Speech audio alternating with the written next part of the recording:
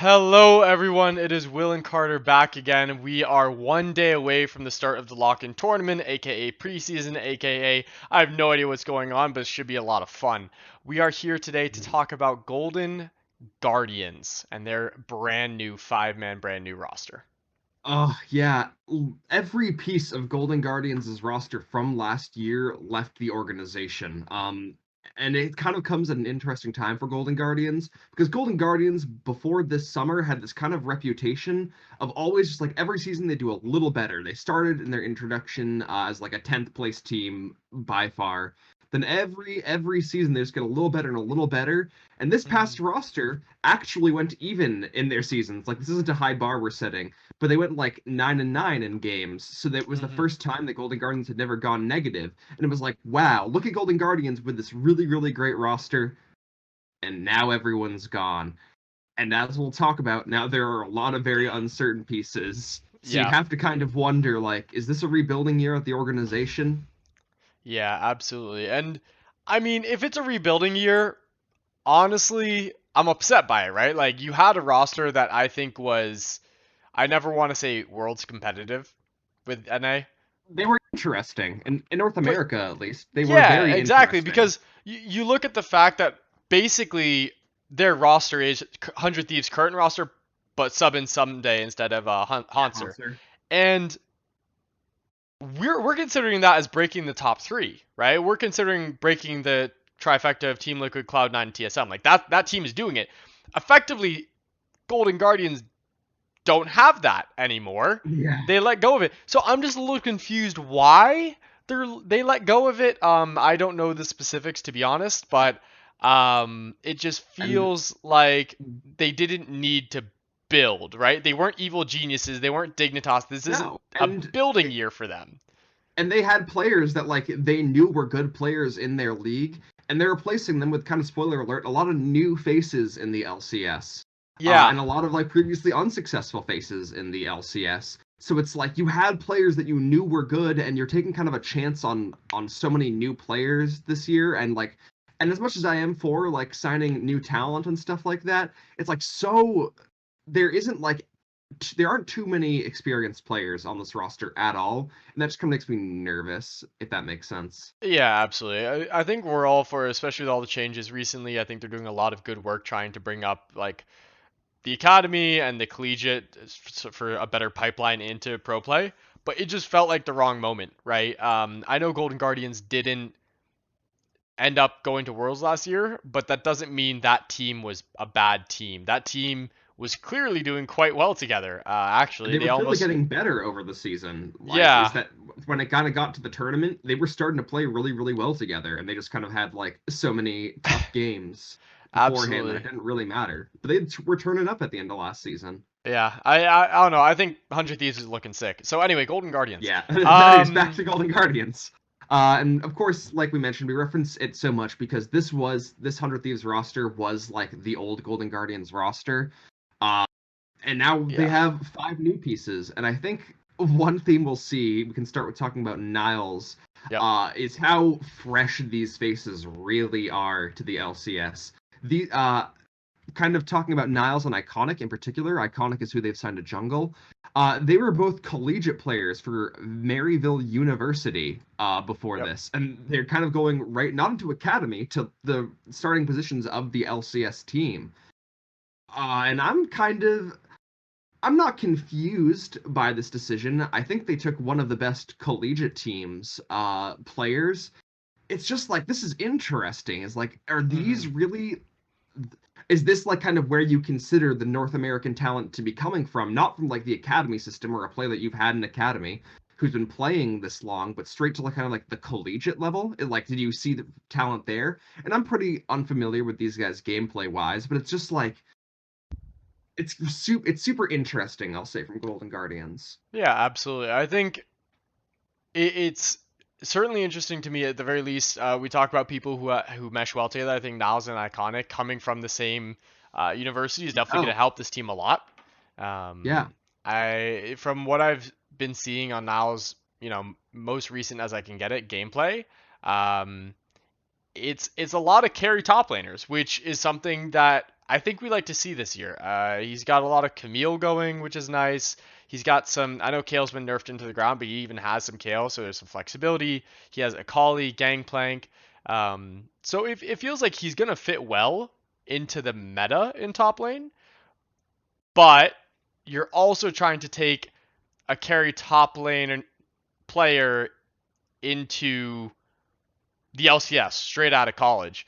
You're going against Someday, Fudge, Licorice, Alfari, even, right? Hooney. Damn. Like, this is Yeah, not. I almost want to say like a tank, even if it's not perfectly meta, might be safer. But again, if you're rebuilding, screw safer. yeah. I think you just fully rebuild and see what these guys can do. That's Um, true. And like we always have to mention that these are new talents, meaning that like we don't know what Golden Guardian staff really wants to do with them yet. Our sure. Golden Guardian are like a real kind of a quote unquote real organization like Golden Guardian's gonna take this guy and kind of try to change his play style, see how far they can push him into a talent because they kind of see something good and want to cultivate it. Which is Yeah. always a possibility that they try to get him out of his comfort zone, and maybe it works out. But kind of transitioning as we're already talking a little bit about iconic. Yeah. Uh, this guy's all right in collegiate. Uh, he seems to, from a match history mostly, he loves Graves, man. Graves is in a Yeah. really good position, but it seems like he's struggling on Graves. He's also kind of preferring Nidalee in some games, which is kind of another kind of carry style jungler. Yeah. He's showing us he's willing to play the champions like Zac and Sejuani, though. That like a lot of teams, a lot of junglers. It's a very good jungle champion, but it's just so lame, and some people kind of refuse to do it. Like you'll never see someone like Dardoch on maybe Zac. Sejuani, I Yeah. think he plays a little bit when his team needs it. But like, Yeah. they're not champions that everyone is willing to put the time into. But this guy clearly plays the champion with some proficiency, as we can see from the UPL 2020 Fall Playoffs performances I'm reading. Yeah, absolutely. He went 1-0 with Sejuani and Zach, each KDAs of 16 and 18 respectively. His Olaf also, I mean, killed it. He was 15, 1 and 11 on his Olaf Oh my game. god, I didn't even see that. So Olaf right now for me is a permaban. I don't play Olaf that much, and I frankly don't want to Get deal on with it. it. So I Yeah, think so like, that's gonna be good. But I can see his potential. It's just like look at who he's going against. We just don't really like know the guy well enough to like yeah, we say for sure we how he's just gonna do, don't but know. Um, it's just like he's really playing with some talented players now, and he's going to need to make some yeah. major upsets. He's going to be a lot better than we kind of expect him to be. Absolutely. And the thing is, right, just as you said, major talents, we've talked about the average jungle level right now in the LCS is super Mm, high. Super, super high. Uh, Maybe this guy ends up being really good and we just erase it even more, but it's definitely going to be really tough to come into. It's yeah, kind of not coming into a trial by forgiving fire environment. when you enter the LCS as jungler right now. But, moving on, I think Ablaze Olive is someone who's not as much of an X factor for us as these Hmm. other two because he's been in Academy, TSM Academy for a couple of years there. And so at least we know a bit more about him. And it's super easy to say the mid lane role is closed right now because we have perks, because we have Jensen, because Power of Evil, Jizuke even, right, on a good day. But honestly, there's still 10 teams. There's still a lot of mid laners. I think Ablaze Olive actually has some room here. I think he has some room to not just get trial by fired, if that makes Yeah, sense. I mean, and I also think it's kind of hard to say for certain, mostly because we always talk about he is an academy talent, Hmm. and academy talents kind of stepping up for the first time are always really nervous to us, especially in an unforgiving role like the mid lane. But Blaze Olive, by the eye test, is pretty good. Hmm. He's had some really great performances on C9 Academy in particular, had some decent ones for TSM Academy even. Uh, and like just by looking at him, he is one of the top North American mid laners in Academy. I don't think he really was the top. I would place someone even like Insanity over him before, and we'll talk about Insanity more when we talk about Immortals. Uh, but Ablaze Olive is a really, really good player. And if you're going to be looking at good Academy players to bring up, you have a lot of them going to like FlyQuest this year in particular. But these Yeah. aren't bad talents. They're kind of like eyeing the right guys for the positions, I feel like. At least when it comes to from this season, who we're pulling up from Academy. Yeah, it's definitely. I think a Blaze Olive is someone I'm gonna want to. If I do check in on the Golden Guardian games this weekend, which to be honest, out of all the games I'm watching, I'm probably not watching Golden Guardian games Yeah. this weekend. But if I were, it'd be interesting simply because their group right now, Group A, is Golden Guardians. So you have a Blaze Olive against these mid laners who are going to be 100 Thieves Demonte, CLG Pobelter, Team Liquid's Jensen, and TSM with what's his name? Power of Evil. Yeah. That this is the harder group. Golden Guardians Yeah. has been designated as the team to lose Group A. Um, so I just kind of want to see what they can do. It's kind of fun. Like if you're rebuilding, Yeah, or if they which can do anything, which is kind of the question we're really asking is like, are these guys going to get steamrolled or do they show kind of something more interesting than that? yeah, it's kind of like a, hey, Golden Guardians, I wish you didn't try and rebuild, but I think you're rebuilding correctly, and let's see how this goes. Um, Exactly. And we can go down, just not to keep dwelling. We yeah, got some more players to talk about. Mr. Stixay coming on over from CLG, which is the first and only other organization Stixay has played on. Uh, yes, for the first time, coming to Golden Guardians, replacing the best AD carry in the league, yep, uh, FBI beforehand, or at least at the end of that season.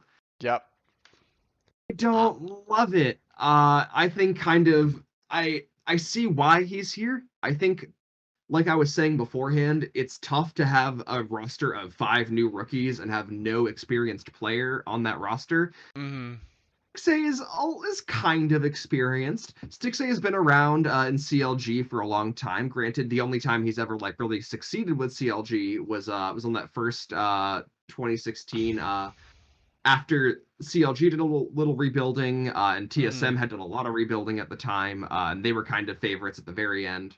yeah, We're going to go too much into history. So Stixay, like, kind of point being, Stixay has been around for a few years now, and so just to have like a experienced guy on the roster beforehand, I like Stixay in that way. I don't love him in the way of is he going to be a better AD carry than the other AD carries we see around here? I think he's got yeah, a decent shot at being better than Neo, maybe even a decent shot out. I'm not really sure about the Immortals AD carry right yet, but like maybe he has a better shot at that. I don't see Stixay taking out any of the other AD carries on other teams other than those two. It's just like he's so mediocre uh in a way, and like it's kind of serviced CLG before, yeah, but like he's gonna be good at sieging because Stixay is always kind of good at sieging towers in that way. mm-hmm. It's just like so hard to love this sign, you know? Yeah, I mean, I think for this roster rebuilding like this, and if you're going to choose an experienced player, and choose is kind of a tough word because you can't choose who you get, right? Or else we just have one super team every single time. Hmm. I Um, mean, low key, that has been liquid for a while, but continue. fair. But I think you'd honestly probably choose Wild Turtle here. Good personality, can really bring people into the league. He's very flexible. He might not be the very best, but you're also not necessarily looking for the very Yeah, best. You're trying or to get them or going. just like hang on harder to FBI. Like if you really wanted to rebuild that bad, you could have sold like Demonte and Huhi maybe. You just like you like really like try to hold on to at least some of the pieces that like Yeah. made you successful, because you know they're gonna help you succeed. And like we said, I don't really mean to be too negative about this roster. It's a lot of fresh faces and a lot of faces we haven't seen in the LCS before. Hmm. But going right down that train, we have Newbie, who, Is in to his fact credit, a is newbie. a top support. He is a top Oh, we were support. talking about different things. I think he's a newbie, Uh, but no, he is a newbie. He is a newbie. He's a top support in Latin America, consistently placing within the top three of like any event he attends. He's gone through several teams, gotten better on. He stuck with one team for a while, only got like second and third placements. After went to a mm, new team, lots of firsts, lots of seconds. yeah. I think this guy is kind of interesting in that regard. He's Golden Guardian's one import slot this year in particular. I'm really interested to see how he plays. I just like can't, in good faith, count this guy as better than like some of these really incredible supports we see. We see Sword Art, incredible support. Support is Yeah. low key an incredibly stacked role this year. We have Sword Art, Yeah. we have Vulcan, we have Core JJ, there's Huhi, there's Diamond, there's Ignar, there's Afromooth, there's Smoothie. Smoothie, there's someone we won't spoil until the next episode we're uploading.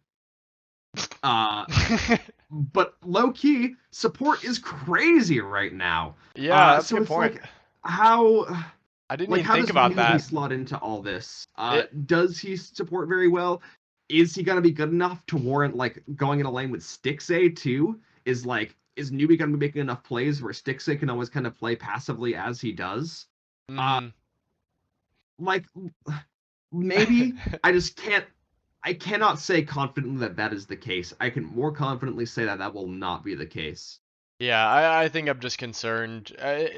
Nubia is good. Like they lost to Rainbow Seven for basically the chance to go to Worlds in a 2-3 difference. Like that is a very close Yeah, they made him switch. sweat for it. Um, and we know So Rainbow I Seven see did why very they're well. signing.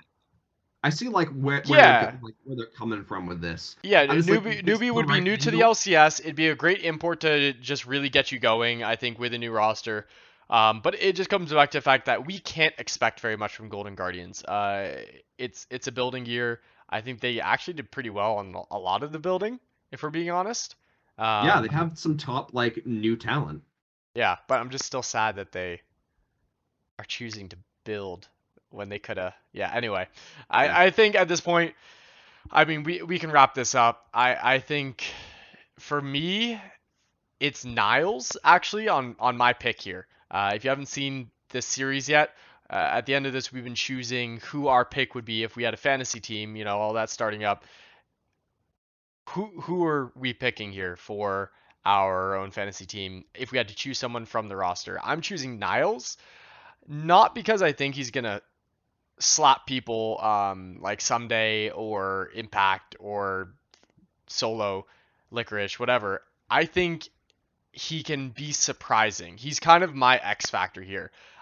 Iconic has a much tougher job ahead of him, and he did not as well when he wasn't with Niles on his teams.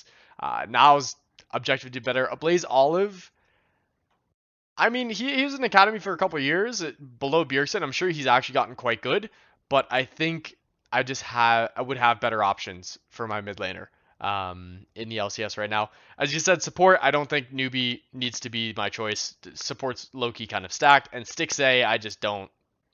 I mean, Yeah. he was on the CLG that didn't win since 2015 or 2016. Um, so I Yeah. think I've got to go Niles on my end. So on my end, I like you picking Niles. I think that's a pretty smart choice.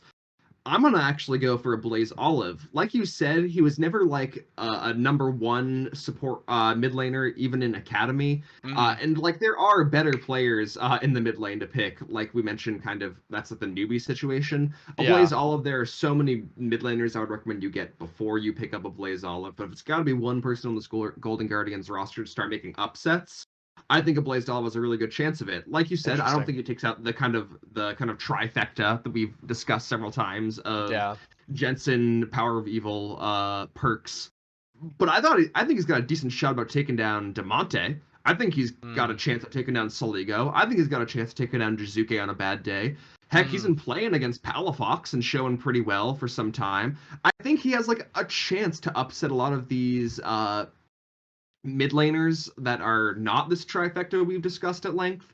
Yeah. Uh, I don't really expect it to happen, but like if one member of this Golden Guardians roster like can do that for me, because I think any one of them is going to do that for me, I think Yeah. it's going to be a Blaze Olive.